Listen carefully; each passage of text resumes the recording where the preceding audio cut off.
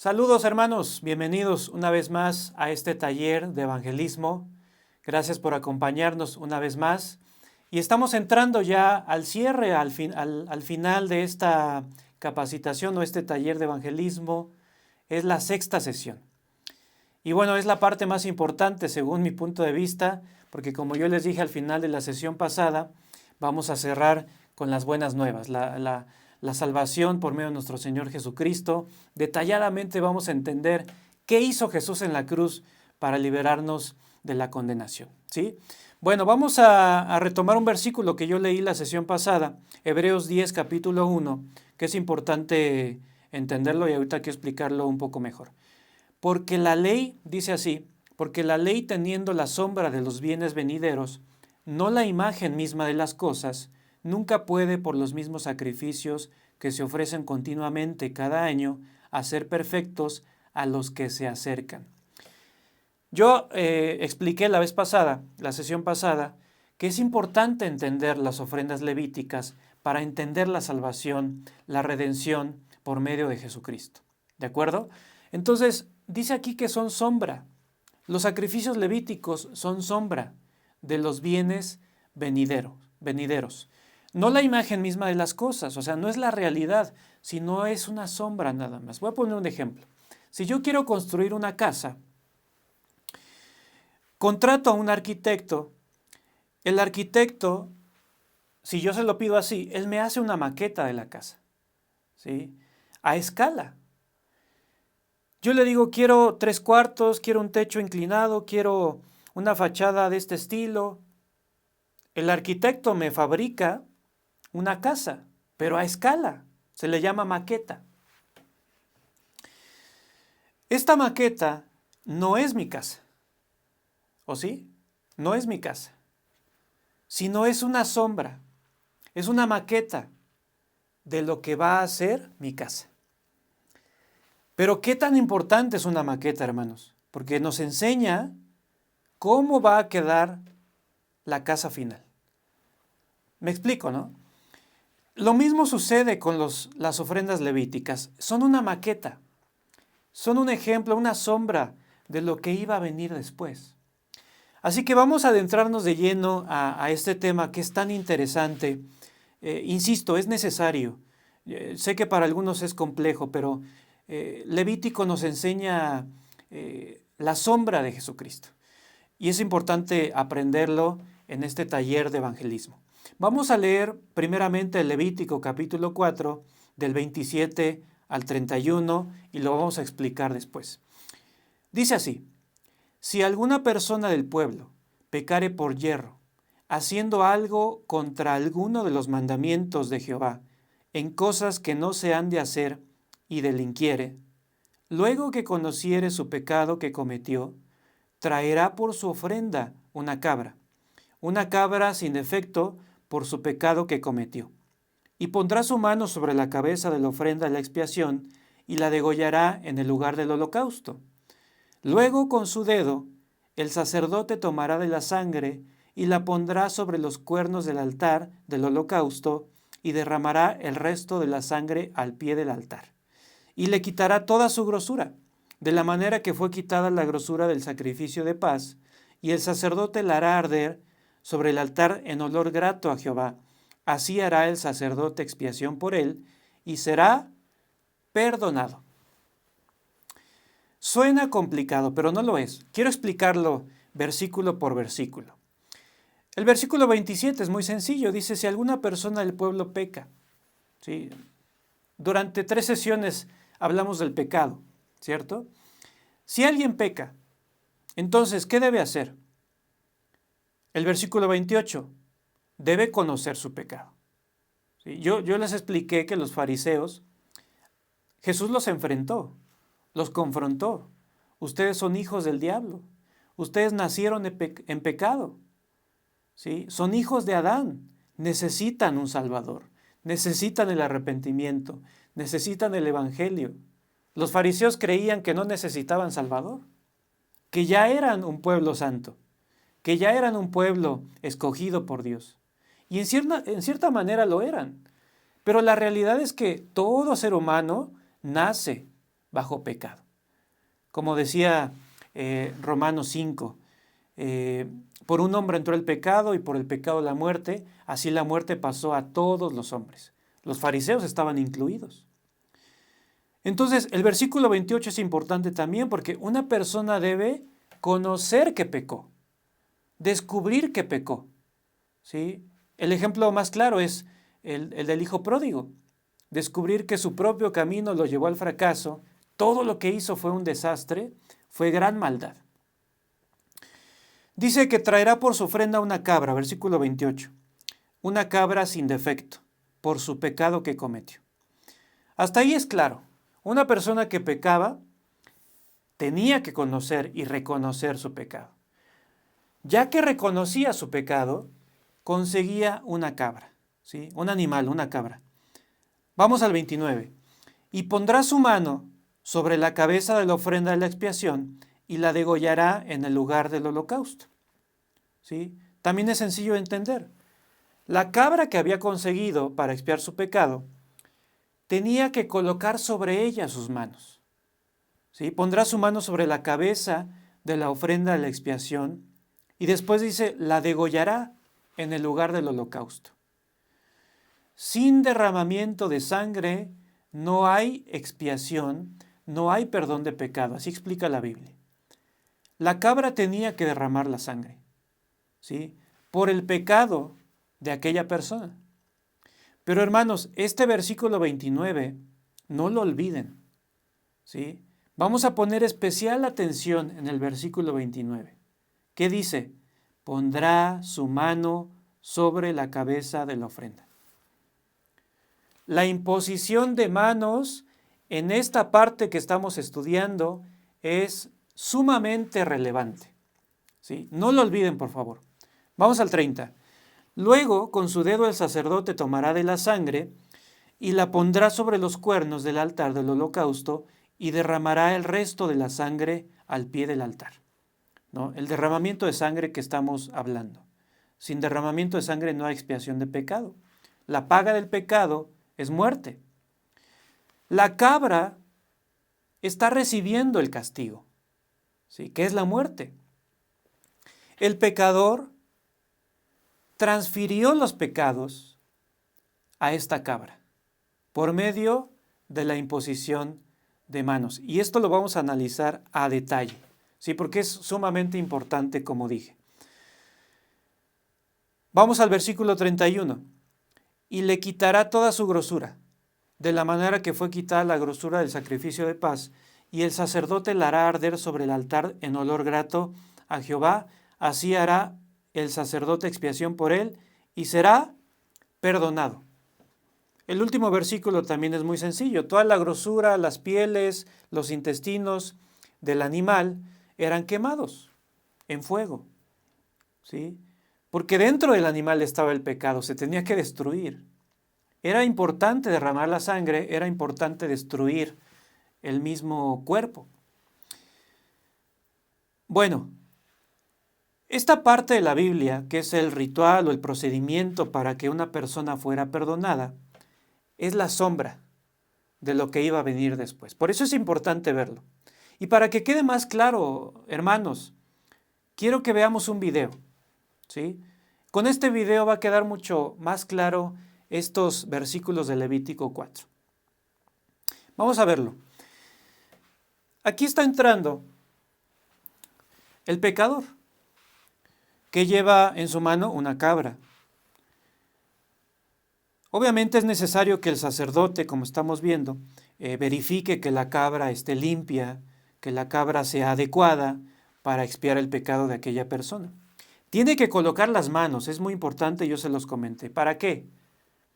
Imponiendo las manos, transfería el pecado, como está sucediendo en este video, transfería el pecado a la cabra y la justicia, la pureza de la cabra era transferida al individuo, a la persona. Después debía morir, ¿no? Debía ser degollada la cabra, debía ser quemada. Aquella persona era liberada del pecado, era limpia del pecado. Como dice aquí en Levítico, era perdonada. Y era una libertad muy valiosa, hermanos, porque una persona que pecaba ya sabía que merecía la maldición, ya sabía que merecía incluso la muerte. Este ritual de expiación era importantísimo para los judíos. Insisto, es solamente una maqueta, una sombra de lo que iba a venir. Ahora, yo les mencioné que es muy importante enfocarse en la imposición de manos, ¿sí?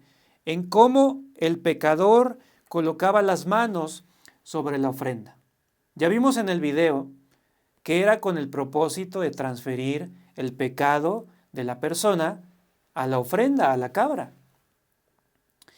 Pero ¿dónde dice eso en la Biblia? Yo les he dicho varias veces, todo lo que estamos estudiando en este taller es bíblico y no podemos usar maneras o ideas humanas, sino la Biblia 100%. Esto también viene en la Biblia. Vamos a leer Levítico capítulo 16, versículos 21 y 22. Vamos a leer, dice, y pondrá Aarón sus dos manos sobre la cabeza del macho cabrío vivo, y confesará sobre él todas las iniquidades de los hijos de Israel, todas sus rebeliones y todos sus pecados, poniéndolos así sobre la cabeza del macho cabrío, y lo enviará al desierto por mano de un hombre destinado para esto. Y aquel macho cabrío llevará sobre sí todas las iniquidades de ellos a tierra inhabitada y dejará ir el macho cabrío por el desierto. Quiero explicarlo de esta manera. El pueblo de Israel hacían distintos sacrificios, ¿sí? Había varios sacrificios. Los más relevantes son los sacrificios individuales, ¿verdad? Que se hacían por medio de cabras, de machos cabríos, de manera individual. O sea, cada persona llevaba su cabra para su propio pecado. ¿Me explico? Esto se hacía diario. Pero también hay una expiación, hay un ritual de expiación que se hacía una vez al año. De hecho, actualmente los judíos lo siguen celebrando, es el Yom Kippur, es el día de la expiación, es una fecha muy importante para los judíos desde este entonces, porque ese día, una vez al año, el sacerdote Aarón, siendo representante del pueblo entero, transfería los pecados de todo el pueblo a dos machos cabríos, ¿sí? Uno era muerto, como ya vimos en Levítico 4, era degollado, era quemado dentro del tabernáculo, ¿sí? Pero dentro del tabernáculo ningún israelita lo veía, solamente escuchaban tal vez algún rumor, ya fue muerto el macho cabrío, pero no lo veían. Entonces había un segundo macho cabrío que era el que era llevado a Azazel. Insisto, no me voy a meter mucho en detalle de esto, pero la gente se daba cuenta, nuestro pecado ahí está, en ese macho cabrío. ¿Por qué? ¿Sabían esto que estamos leyendo? Quiero leer nuevamente Levítico 16, 21. Y pondrán sus dos manos sobre la cabeza del macho cabrío vivo, confesará sobre él todas las iniquidades de los hijos de Israel, todas sus rebeliones y todos sus pecados, poniéndolos así sobre la cabeza del macho cabrío. ¿Qué ponía sobre el macho cabrío? Todos los pecados del pueblo. Lo confirma el versículo 22. Y aquel macho cabrío llevará sobre sí todas las iniquidades de ellos a tierra inhabitada. Hermanos, la imposición de manos en este ritual de expiación es fundamental.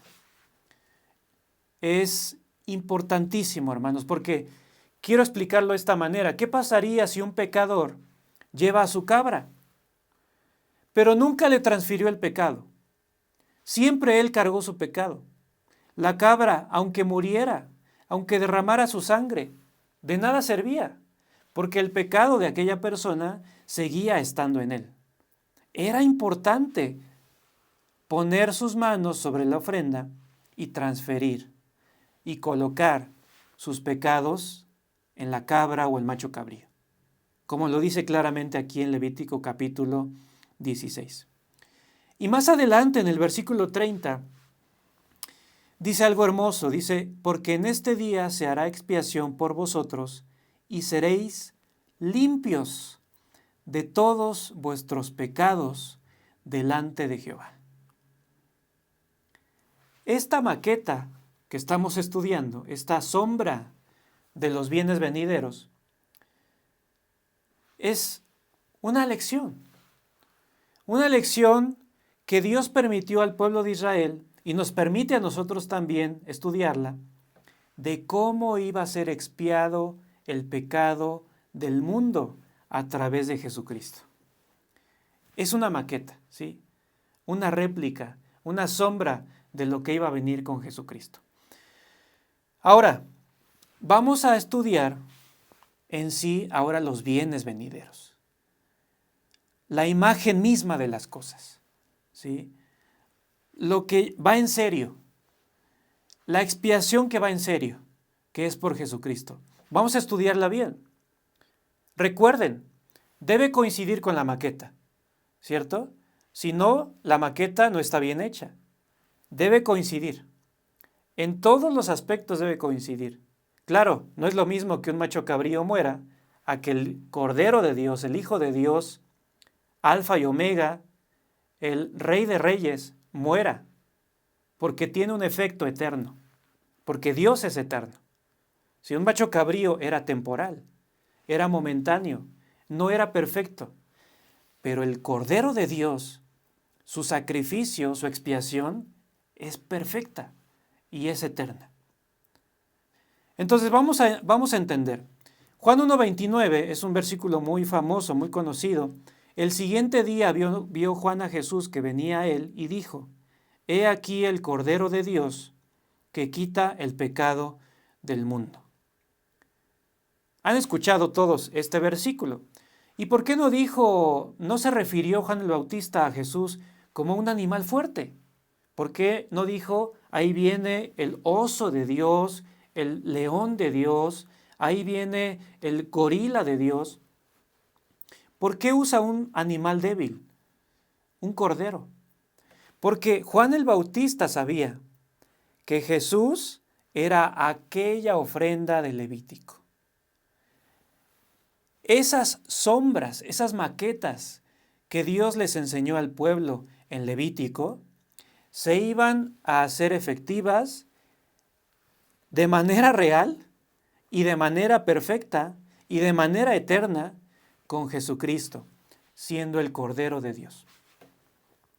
Ahora, yo les dije que tenía que machar perfectamente la casa real con la maqueta, ¿sí? Los bienes venideros con la sombra. Vamos a hacer un recuento. ¿Qué se necesitaba hacer y qué se necesitaba tener para la ofrenda levítica? Un pecador. Se necesitaba un pecador. Se necesitaba un sacerdote también, ¿sí? En este caso, Aarón, el representante de todo el pueblo. Se requería también una ofrenda, ¿sí? Un animal, un macho cabrío o una cabra. Y se necesitaba también la muerte de la ofrenda. Son 4 cosas fundamentales de la maqueta, de la expiación en Levítico. Un pecador, un sacerdote, una ofrenda y la muerte de la ofrenda. ¿Cómo conectamos estas 4 cosas a la expiación del mundo por medio de Jesucristo? El pecador, obviamente, somos nosotros, el mundo entero. La ofrenda, ¿quién es? El Cordero de Dios, Jesucristo.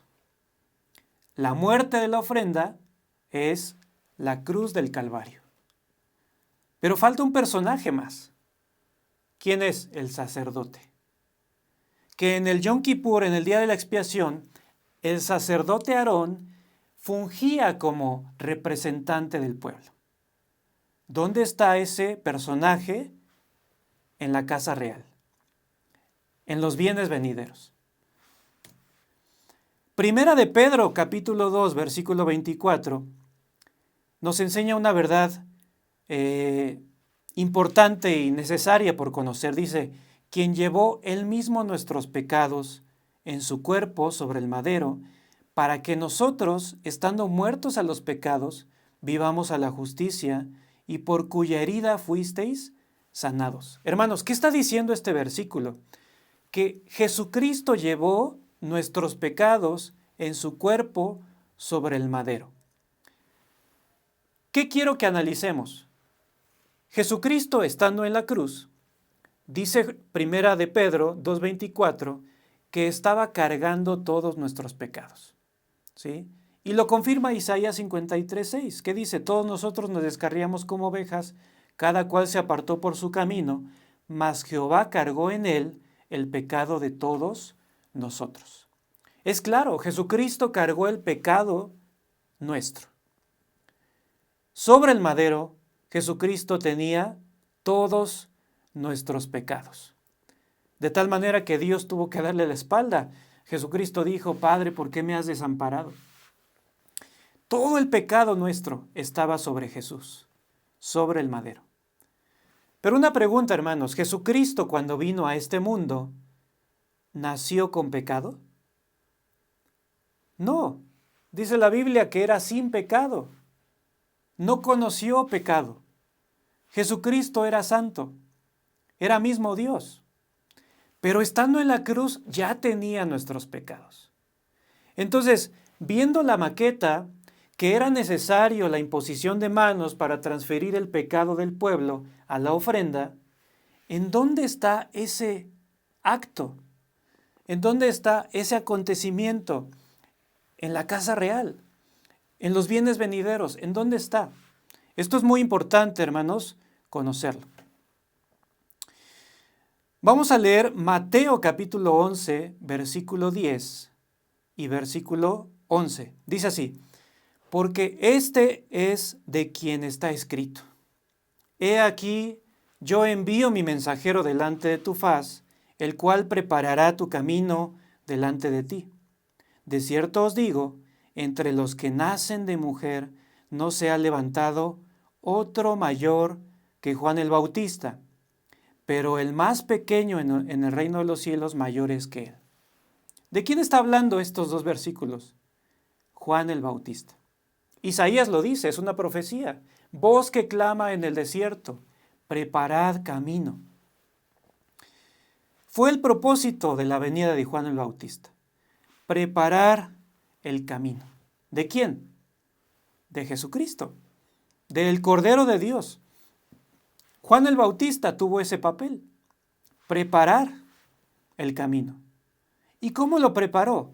En algún sentido, con su prédica. Arrepentíos y convertíos, creed en el Evangelio, el reino de los cielos se ha acercado. Incluso confrontaba a la gente con su pecado. Les decía generación de víboras, hijos depravados. Les recordaba su condición, ¿cierto?, de pecado. En cierta manera, así preparó el camino de Jesús. Pero hay otra manera que también lo preparó, ¿sí? Una manera más interesante, más importante. Juan el Bautista preparó el camino para el Salvador, traspasando los pecados de todo el mundo a Jesucristo. Dice Mateo capítulo 11, versículo 11, de cierto os digo, entre los que nacen de mujer no se ha levantado otro mayor que Juan el Bautista. Pero, Eduardo, ¿qué hay de Moisés? ¿Qué hay de Abraham? ¿Qué hay de Josué? ¿Qué hay de Elías? ¿Qué hay de David? Dice que el mayor es Juan el Bautista. Claro, porque él es el representante de la humanidad quien iba a preparar el camino del Salvador. Iba a preparar el camino de la expiación, traspasando el pecado del mundo entero a Jesucristo. Pero a ver, algo no cuadra. Estamos viendo que se necesitaba un sacerdote, porque solo los levitas podían ministrar en el tabernáculo. Juan el Bautista es descendiente de sacerdotes. tiene sangre levita. Entonces, de alguna manera está capacitado, está permitido que Juan el Bautista funja como sacerdote. Tiene sangre levita. Juan el Bautista, como en los tiempos de Aarón, transfirió el pecado del pueblo al Cordero. ¿En qué momento sucedió esto? Vamos a leer Mateo capítulo 3, versículo 13. Entonces Jesús vino de Galilea a Juan al Jordán para ser bautizado por él. Mas Juan se le oponía diciendo, yo necesito ser bautizado por ti y tú vienes a mí. Pero Jesús le respondió, deja ahora porque así conviene que cumplamos toda justicia. Entonces le dejó. En este momento, hermanos, es un momento crucial en la historia de la humanidad. Porque en primera instancia no tenía sentido que Jesús fuera bautizado por Juan el Bautista.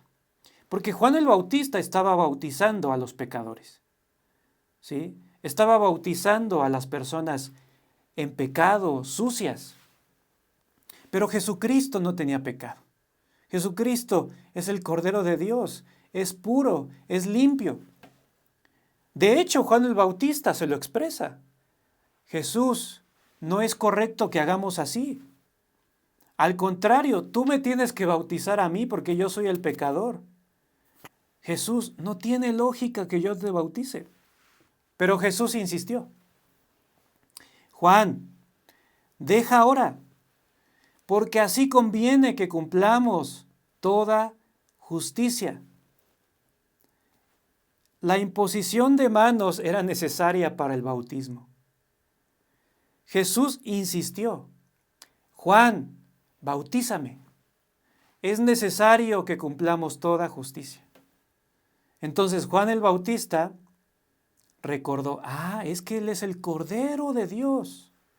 Alguien tiene que imponer las manos en la cabeza de la ofrenda para colocar el pecado del pueblo en aquel Cordero. De otra manera, no es posible, aunque muera el Cordero, sin traspasar el pecado. Es inútil, es en vano la muerte. Juan el Bautista lo bautiza. ¿Saben qué sucedió después de que Jesús fue bautizado? Mateo 3, 16. Y Jesús, después que fue bautizado, subió luego del agua y he aquí, los cielos le fueron abiertos. Hermanos, anteriormente por causa del pecado, el cielo estaba cerrado. El cielo era una puerta cerrada. Pero cuando el pecado de todos nosotros fue transferido a Jesucristo, el cielo se abrió. Las puertas del cielo se abrieron, porque ahora nuestro pecado había sido transferido al Cordero de Dios. Cuando Él estaba siendo crucificado en la cruz, ¿qué dijo? Juan 19:30. Cuando Jesús hubo tomado el vinagre, dijo, consumado es. Y habiendo inclinado la cabeza, entregó el Espíritu. Consumado es. ¿Qué consumó? El pecado de todo el mundo. Su pecado, mi pecado, fue consumado en la cruz. Y por último, primera de Juan 3:5. Y sabéis que Él apareció para quitar nuestros pecados y no hay pecado en Él. Hermanos, Jesucristo apareció para quitar sus pecados, para limpiar sus pecados. Es el Cordero de Dios que quita el pecado del mundo. Realmente Jesús quitó sus pecados. En la cruz se encargó no solo de quitarlos, sino de borrarlos para siempre. Y finalmente, hermanos, para concluir, quisiera compartir un versículo más con ustedes. Isaías 44:22. Yo deshice como una nube tus rebeliones y como niebla tus pecados. Vuélvete a mí porque yo te redimí. Hermanos, sus pecados han sido completamente cubiertos, perdonados, eliminados en la cruz. Jesús dijo, consumado es. Hermanos, muchas gracias por haberme escuchado en este taller de evangelismo. Yo espero que este mensaje realmente haya quedado en su corazón. Ustedes se vayan con la certeza de que todos sus pecados fueron perdonados, borrados como la niebla, así como en este versículo último leímos. Muchas gracias y nos vemos para la próxima. Hasta luego.